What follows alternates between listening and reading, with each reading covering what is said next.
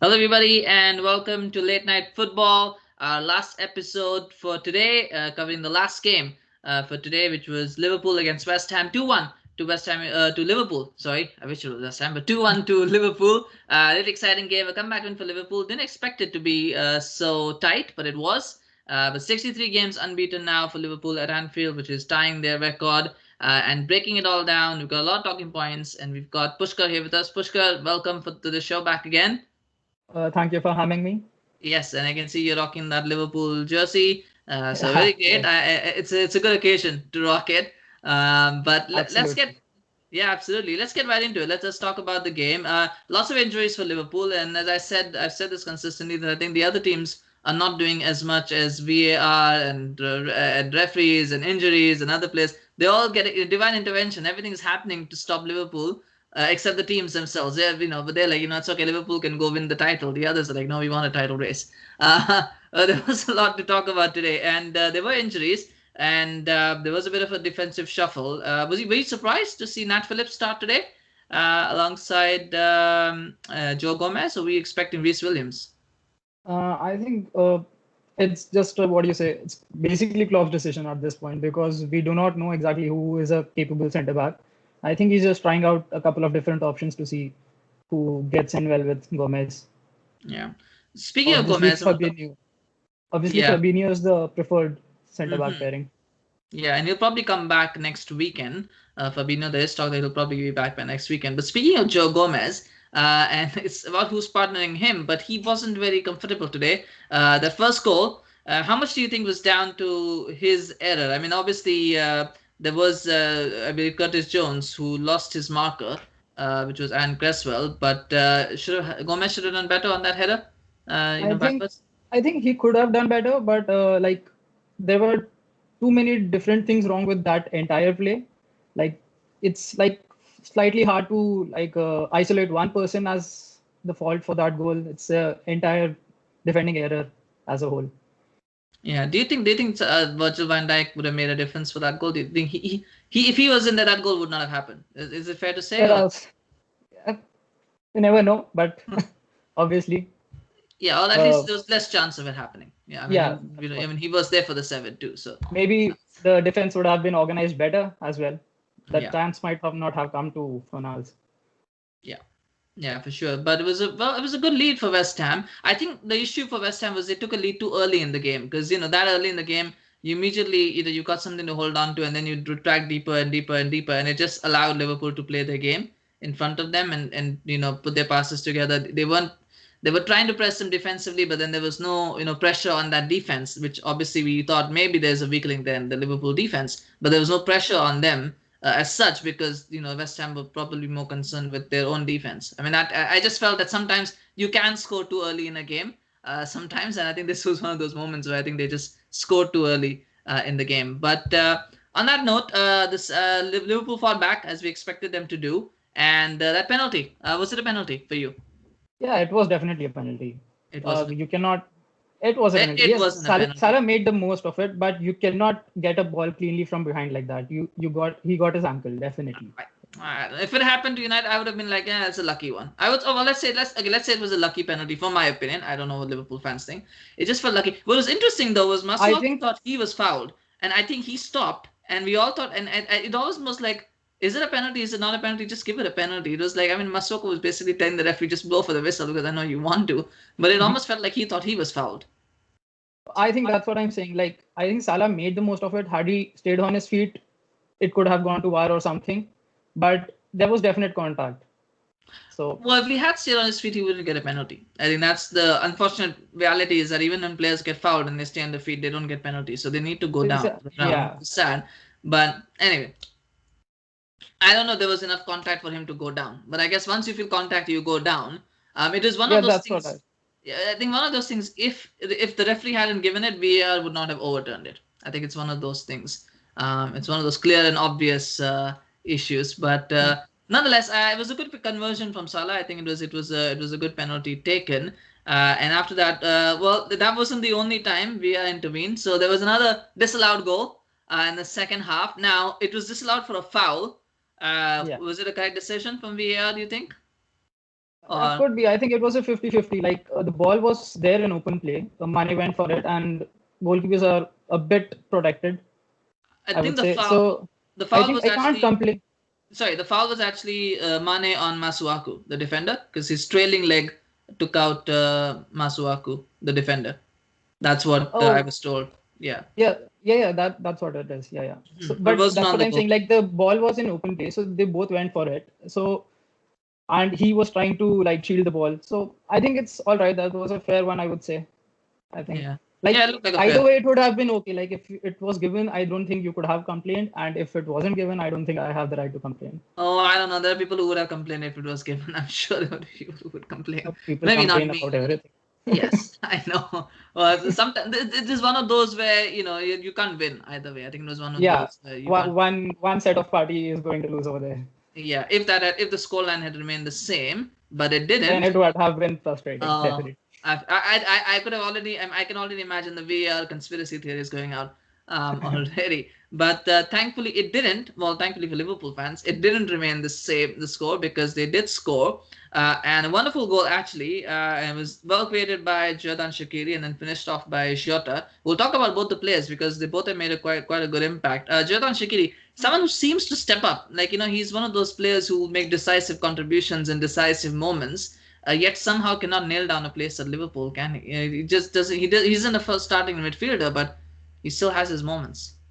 Yeah, he definitely does. I think it's also more down to like his fitness levels. He hasn't been able to keep himself injury free for a quite a long time, and Klopp definitely sees Shaqiri as a substitute. Like the first half was definitely crying out for more creativity. We had the ball, but there was nothing. There was hardly any precision passing in the final third, and we needed creativity. And with Shaqiri in there, I think that change in formation from 4-3-3 to 4-2-3-1 definitely helped Liverpool. And Jota was clinical as usual. Yeah, yeah. I mean, it was surprising that he went with the 4-2-3-1. I thought he would have gone with the 4-3-3. But I guess he might have wanted to give Jones a chance, or felt like it was surprising not to see Jota start because I thought he would have started. But he showed exactly why he deserved to start, and maybe he's being saved for Atalanta. I don't know, but he comes on and Could he be. scores. Yeah, and he scores a really really good goal. He's been a good signing for Liverpool so far. I mean, they needed someone off the bench who could make an impact. Now they've got one. Yeah, definitely. Because I think this, what you said, December has a bit too many fixtures. So I think it's definitely more crucial to have Jota and Minamino and Shaqiri and everyone playing in there and getting rotated, keeping the players fresh for all the games. Yeah, yeah, and it was a good goal that was taken, and it looks. I mean, aside from that goal, though, the one thing that people were talking about defense, but it looked aside from that goal, Liverpool looked pretty comfortable. All right, fair enough. West Ham didn't have Michael Antonio, which I think made a very big Yeah, difference. that more Uh, would have made a difference, yeah, but I guess. still, Liverpool looked very comfortable. It looked like. I mean, it was aside from that first goal, it was just pretty much easy. And like I said, probably West Ham didn't put enough pressure, but even when they did, there wasn't a lot. And I think that has a lot to do with Allison. I think he makes a big difference to that side when he plays, even though he's a goalkeeper. Yeah, I think psychologically it helps the defenders as well having a good keeper in the back. Same with Van Dijk as well. I think there's a psychological advantage to it. At the same time, like West Ham didn't really put any pressure in the midfield as well. We basically had Henderson playing as defensive mid, so even I could cope with it very fairly easily. Yeah. Yeah, I mean, ultimately, it was a pretty easy game navigated. I wouldn't have been surprised if it was a draw, but you really would have been surprised if West Ham had gone on and scored another goal. It did beyond the first goal. They never really looked like they were going to get a I second. don't think either goalkeepers got threatened until Shaqiri and Jota came on. Then Yeah, Fabianski was a bit more in trouble after that. yeah.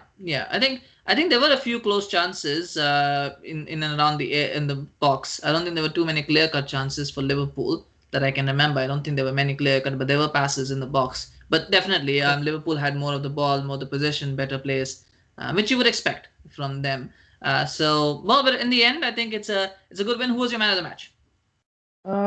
I would give it to Trent. This one, I think he played nicely defensively as well as in attack, Okay. and he was a due a good performance.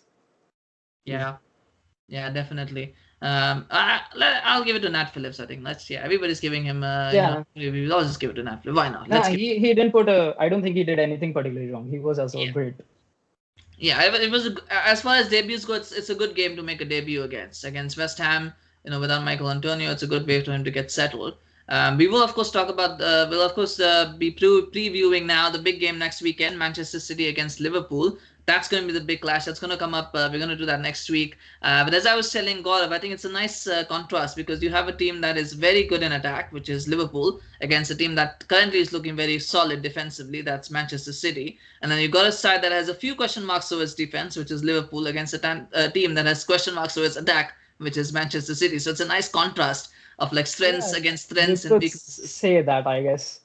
But Oh, I think in these big so-called big matches, I think form basically goes out the window I, uh, up to I a know certain people. extent, definitely. Yeah, it's a cliche. I've heard this cliche. Yes, I don't Yeah, necessarily but believe I that, think but it's I see what you're getting at. yeah.